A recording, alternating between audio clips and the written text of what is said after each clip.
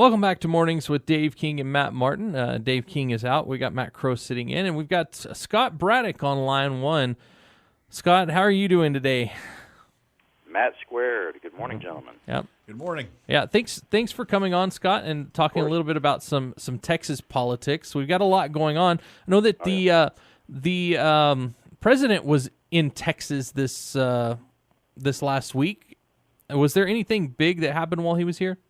Well, it sort of got overshadowed by COVID-19, just like everything else in our lives, right? Yeah. The president came to the Permian Basin. He was in Midland, Odessa, to meet with Governor Abbott and Lieutenant Governor Patrick, members of our congressional delegation, and others. And he was there to talk up the oil and gas industry. That's why any national figure would be in Midland, Odessa, right? Exactly. There's not much else there. Well, that's correct. We love the folks in Midland, Odessa. But I would say that the president's trip, he was making the point that, as he put it, the radical left, the socialist Democrats want to put the oil and gas industry out of business. The oil and gas business is coming back, after just a devastating, first half of the year with the Russian and Saudi price war that drove down the price of oil like a rock. At the wrong time. It was a horrible time. Right before, it was just in the weeks before the pandemic really set in. I think they ended up getting hurt a lot more by that than anybody else, though. No question. Now oil is at just a little over $40 a barrel, so we're getting back into, sort of more normal territory, not down in the teens or negative prices like we saw at one point earlier this year. But right before the president was scheduled to land, or at least when I saw it, the reports came out that two of the Republicans who were going to join him there, Representative Louis Gohmert from East Texas, who everybody knows Judge Gohmert, and also a Republican congressional candidate from Houston named Wesley Hunt, a veteran who's in the race against a Democratic congresswoman down there in southeast Texas. Both of them announced that they had been diagnosed with COVID-19. Now, how did they get diagnosed so quickly?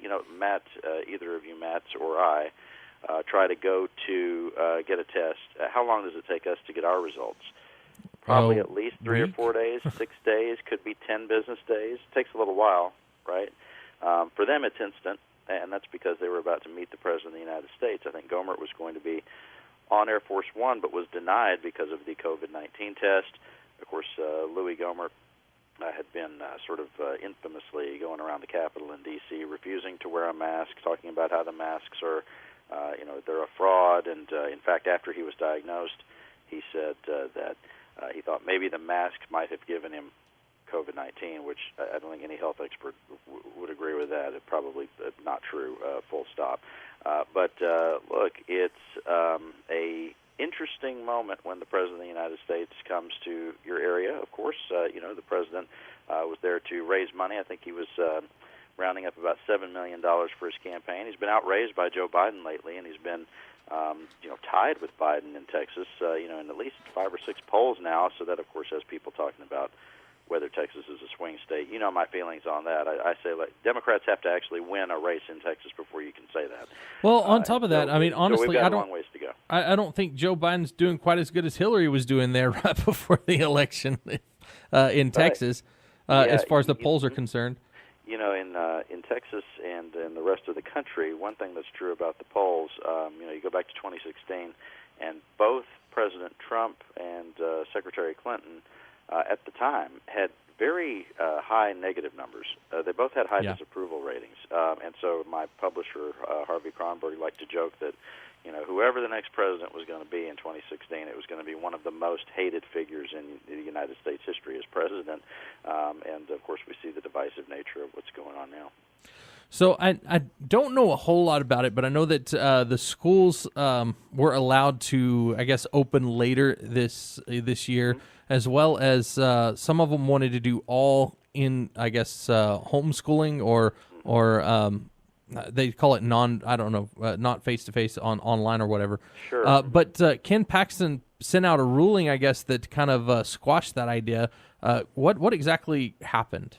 Well, so the Attorney General earlier this week, it was, I believe it was on Wednesday, had issued or Tuesday rather, had issued an opinion that the Texas Education Agency said they were going to follow, which is a bit of a reversal for the state. Previously, the top state officials had said that Texas schools would be fully funded. I remember watching Lieutenant Governor Patrick talk about it on Fox News Channel, and he had said that there would be full funding for those schools regardless of whether they started in person or online, as you say, with distance learning, as they call it. And the Attorney General said, well, there are some questions here, some nuance to it, and without getting too far down in the legal weeds, you do have some county and city health authorities that have tried to move to close schools. I think in Harris County, where Houston is, that was a big controversy that was looming. The county government there was moving to close the schools all across that area, which is the most populous county in the state, by the way. And what Paxton said in his opinion was that would not be a lawful closure of the schools, that the schools would need to be closed by their local school boards. And so there's some question about who will get the blame here if schools don't start on time and or if there are outbreaks at schools. I mean, it's a huge concern. There is some evidence to suggest that if children get COVID-19, that they're not as hard hit as some of our elderly folks in that population. Of course, in a lot of schools, especially a lot of rural schools, it's some folks who are older who are teachers and teachers' aides, et cetera, as you know. And so it's a really interesting situation in our schools where we have this mix of people who some are more vulnerable and others are not. Now, under this guidance from TEA, and here's part of the nuance to this, the school board can decide to start the year, quote, virtually by having the kids learning online for the first month. And they would still get a waiver from TEA, and they would still get their full funding for that distance learning. And the education commissioner this week said they could go ahead and do another 4 weeks, so a full 2 months, and that would include a waiver, so they would still get full funding even if they did 2 months of distance learning. But I think, and that's a lot of detail to try to sort out here in the morning, but I would say that there is a push on to try to get those kids back in school, learning in person, and for the school districts to figure out exactly how they're going to do that and do that in a safe way if they can. Yeah, but a lot of school districts have already voted to postpone their in-school learning and even pushing back their start dates. So now I know that that this is kind of going into the weeds again, but wouldn't this and maybe this is just conjecture or something, but I don't understand why this would not be a time, especially when you're looking at schools and everything else that needs to be kind of guided by the state. Why would this not be a time to call a special session? That question keeps coming up, and it's a good question. There are so many big policy questions that are in front of the governor and only in front of the governor right now because he's doing things through executive order. I know that there are some Republicans, conservatives, and some Democrats, by the way, who are very frustrated with that a lot of people think that these decisions ought to be spread out, not only in the governor's office or with one person making all these decisions unilaterally, but have the elected representatives of the people who are elected from all parts of the state and can bring the concerns of all parts of the state to the legislature. The governor has shown no interest in that whatsoever, and in a lot of ways, if you follow the logic on it, what some people, including Senator Charles Perry from Lubbock, have said is that there needs to be legislative oversight of the governor, but legally the governor's the only one who can call a special session of the legislature, so it's hard to imagine that he would ask lawmakers to come back to Austin to provide oversight of himself. Right. I mean, yeah. I think it maybe should happen. I would agree with that. I just don't see it happening. Well, I think politically it'd be better for him. I think it'd be better for the state. But I like you said, why would he give up the power? I guess. Well, to that question, politically, it would absolutely be better for him because right now, as you know, we just saw a new poll out this morning that showed that the governor's approval rating for his pandemic response is now at 38%. which just a week ago we had numbers indicating he was more in the 40s, with his COVID-19 response, and he's under 50% for both his overall approval rating and for his COVID-19 response. It just makes sense. Based on what you just said, it's just the truth. That if he's the only one making the decisions and people don't perceive this COVID-19 response as going well, then he's the only person they're going to blame.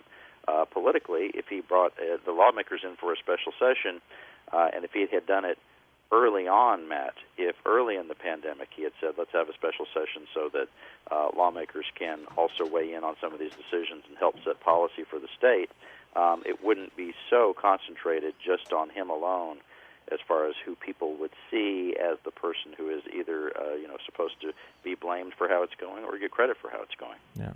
So you have an article on the Quorum Report, a realistic view of the legislative session during a pandemic, and it's something that I don't think a lot of people have talked about. Nancy Pelosi's even having a hard time getting the national kind of legislator together, right. A legislative session with like you said, Louis Gohmert and other people not really kind of standing behind the mask orders, and also, I mean, how would something like that look coming up in this next session? Yeah, we do have, as you mentioned, a special report on this, an in-depth look at it at quorumreport.com. I mean, just some of the high points in this is, the fact that it may be that we still have this pandemic going on come January. I think it is a conversation that's definitely being had by those in power and trying to figure out how they would safely conduct the business of the state. There had been some speculation about whether the legislature could just push back the start date, the same we were talking about with the schools. Can't they just push back their start date if things aren't ready to go just yet? But the Texas Constitution says that the lawmakers meet in January, every other year, and you can't suspend the Constitution. That's my understanding. Now, I think the lawmakers are ready to get in there at this point. I think a lot of them are. Maybe not all, but a lot of them are. But it may be very different. Texans are used to being able to go to their state capital and visit and talk to lawmakers, go to the offices of Dustin Burrows or John Ferullo there, to be able to talk with them and their staff about their concerns.